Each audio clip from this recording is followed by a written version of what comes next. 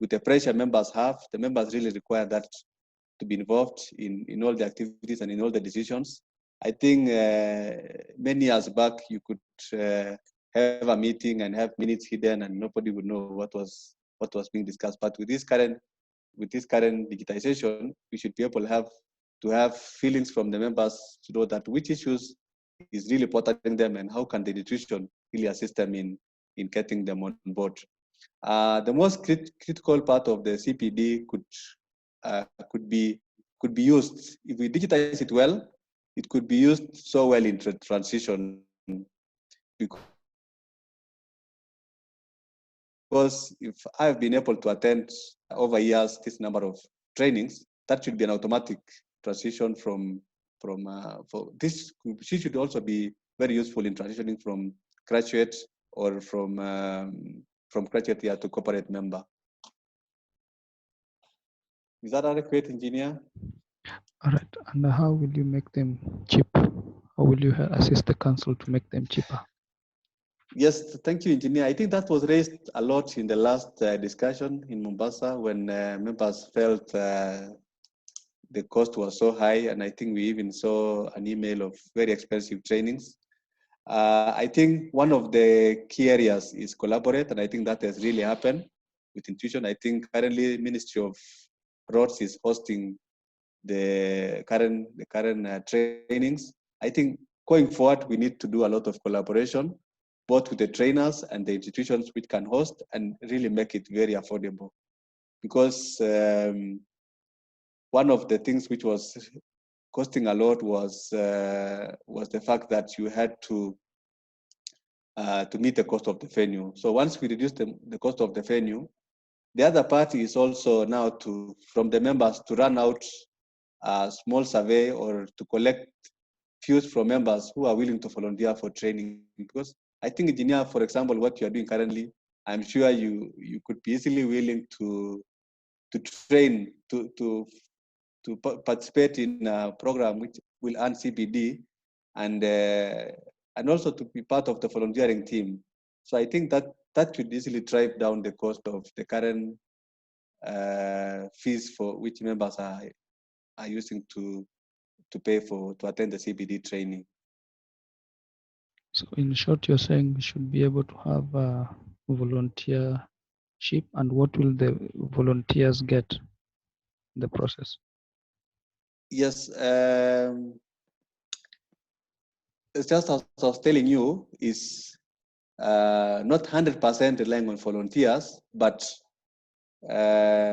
if we can collaborate, I was just using the word collaboration, is one of the ideas which we can run. I think, for example, when we were doing the tour, there was a lot of collaboration with Ati Water Service Board, and the other service boards have been very supportive on this. I know if we reach on to many institutions, they will be able to support if they find a good cause on it. The other one is to make the venue, get to venues which does not cost a lot. I think that is also the second one. But we can also use technology. I think that is something which I almost forgot. There are so many online courses. I think many people currently are doing degrees online, and I don't know why we don't also do the same thing. So I think this could also, when somebody is connected to internet, he should be able to go through a training. At the end of the training, he's able to get the CPD points. One of the key activities also, engineer, which we need to link is, once we link the CPD with the transition, I think that everybody will see that that sense also that what is my input, and I think if we link it with innovation, I think that will also make it a bit more easier for members. Thank you. Engineer Grace, do you have a question?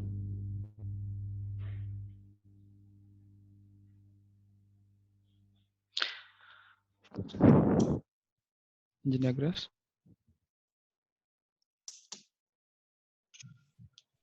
Grace? Hello, can you hear me? Yes. Yes. No, I've just managed to join in, so perhaps I'll not ask a question at this juncture. Okay. Thank you for the opportunity, but let me listen a little bit more. Thank you. Thank you.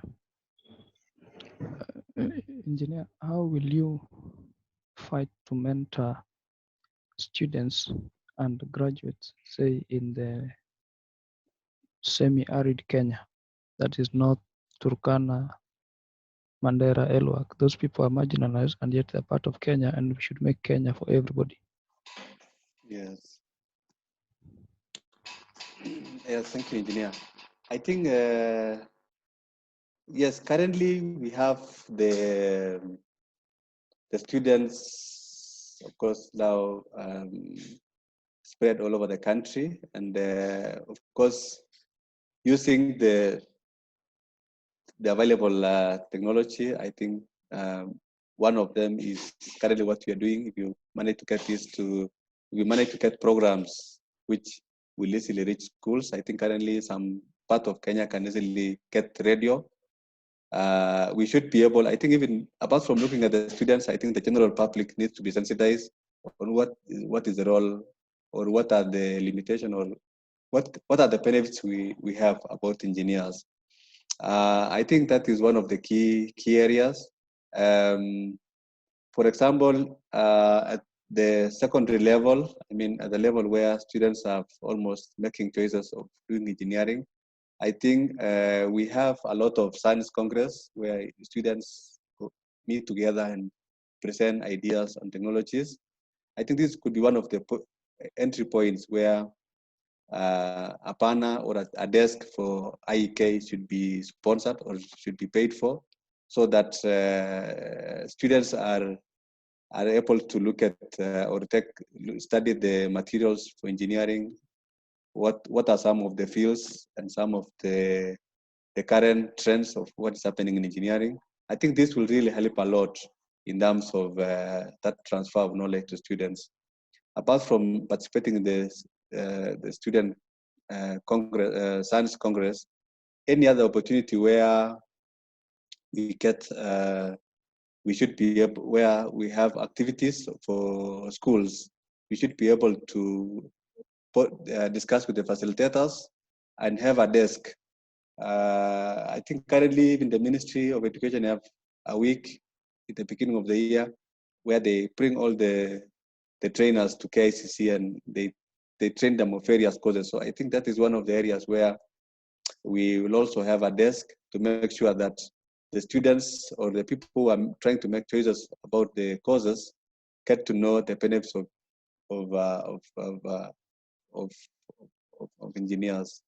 I think this could be so good, and also if we also manage to develop programs, maybe this could be under one of the portals of the institution, to make sure that these visits, like the last visit to the tunnel or the last visit to the Kenya Railway, the tunnel which was for the STR to Suswa, I think this should be accessible under the portal, and if students are encouraged to access, they could easily be able to see some of the greatest engineering which is currently happening, technologies which is happening in Kenya, and have that passion to know what is behind all these innovations. I think also the same thing for the universities. I think currently even the institution needs to pay more attention to people who are graduating, because I think because we are not visible on Twitter, we are not visible on Telegram, and that is where the new generation engineers are present a lot. So we'll need to also work with the youth, maybe volunteers or hire part of the youth, so that whenever they are giving out their programs, which is geared towards the young people, they should be able to attract or make these young engineers to participate in activities for the institution or for the engineering fraternity. Because I think the cap, as you were saying, there was the last Twitter was 2019. I think December 2019 from the EPK. That means there's a lot the young people are not able to see engineering activities. And I think the best way is to have IEK having, because almost all universities which are offering engineering, Yeah. we have the chairpersons and the deans being engineers. Yes. So, and Yes. they are all member of IEK. So that means IEK can have them have a desk. Yes.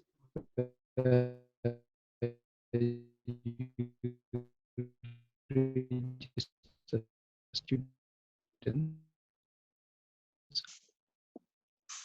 at a cheaper price.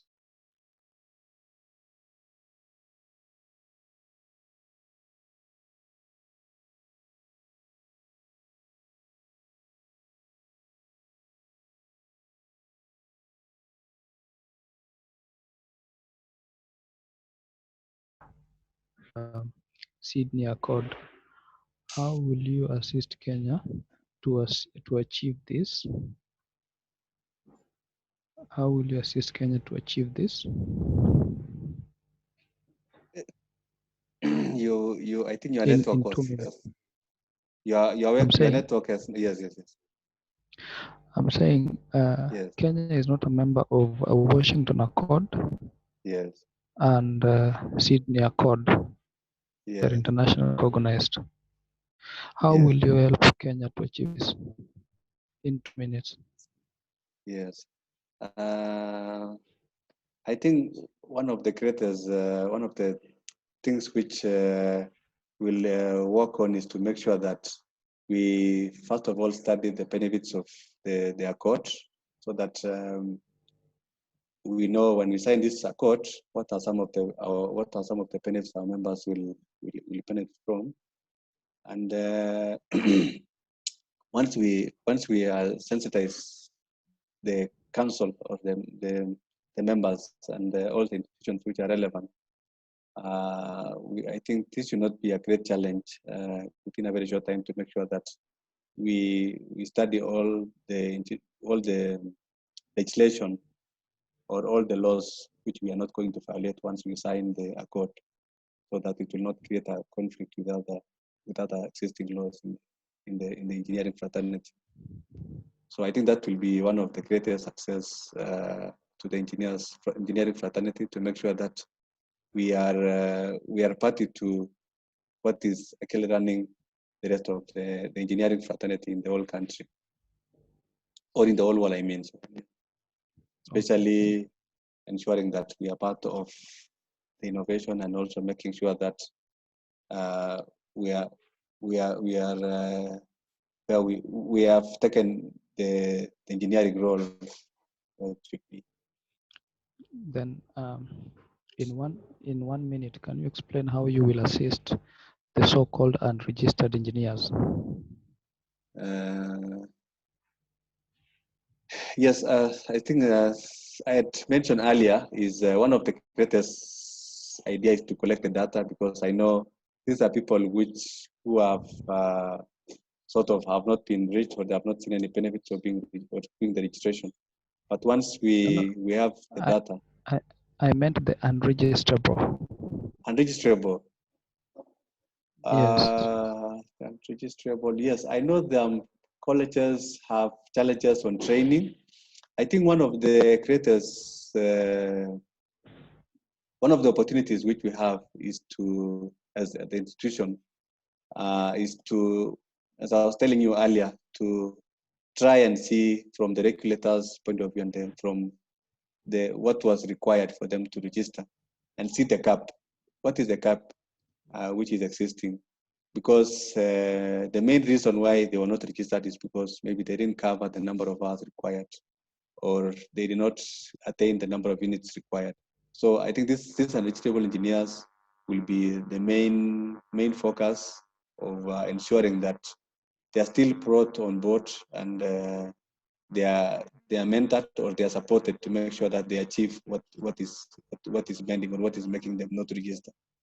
But one of if you look at the discussion from how we started, is that once we make the graduate members, the artisans, and everybody else feel part of the whole process, these people who are not registerable actually will already be part of the people who are contributing in one way or another one, and also getting an opportunity, so that they can also present their issues of registration. We can do a roadmap of how they can come on board. That can Is that be okay? achieved. That can be Yes, achieved through having Kenya School of Engineering. yes. All right. We have Now, Kenya School of Engineering. Yes. but it has not been instituted yet. Yes, one of the key areas which under the training, under the pillar of training, which we mentioned earlier, apart from collaborating with all the institutions, is to make sure that how can we utilize this School of Engineering, which is already under our strategic plan, it is already in the Act, Engineers Act. How can it be actualized within the shortest time to make sure that we have a very clear roadmap for our engineers to register? All right. Now, we have few minutes. I would like you to give us a parting shot and a pitch calling on members to come out in numbers to vote and vote for you if they see your candidates are fit. Yes. So thank you, engineer. So that's I call upon members on 23rd of March when we're carrying out the election for 2020 to 2022 elections to consider my candidature for the ordinary council member. I will be able to do my best with the rest of the team, which will come on board, to make sure that we achieve the best for the engineering fraternity in Kenya. We have we thank the current team which is there. They have achieved a lot, but still a lot is required. We are only 1,500 eligible voters, but when you look at the whole engineering fraternity is thousands of people. So we want to, during this short period of 2 years, to make sure that we create that bridge, to make sure that we involve enough members in terms of advocacy, in terms of feasibility, and mostly in terms of innovation and training. This is one of the areas which I'm very passionate about, ensuring that we empower our engineers. We try to make them create jobs instead of seeking for employment. So I urge on members to consider my candidature. As I mentioned earlier, I'm Nelson BOSUBEN. I have close to 20 years experience in engineering field. I should be able to use my experience and also training to make sure that I mentor engineers become registrable, and also to make sure that the institution is created again, engineers go back to their rightful position and they are created once again. Thank you. Thank you, Engineer Nelson BOSUBEN, and I thank all members who joined us today for this webinar. I'm your host, Ndolo, and unfortunately my co-host was not able to finish with us, but I know she meant well because she is caught up in some issues, and we hope to meet tomorrow.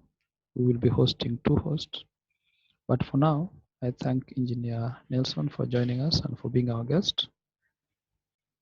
Thank you so much, Engineer. Thank you very much, Engineer. I hope I will be able to host you again on many yes. more issues that you can offer to the next generation, maybe even offering PIP over webinar. You can prepare slides in advance. Yes. Thank you very much. Thank you. Thank you. Thank you. Yes, thank you. Everybody, good night. Thank you very much.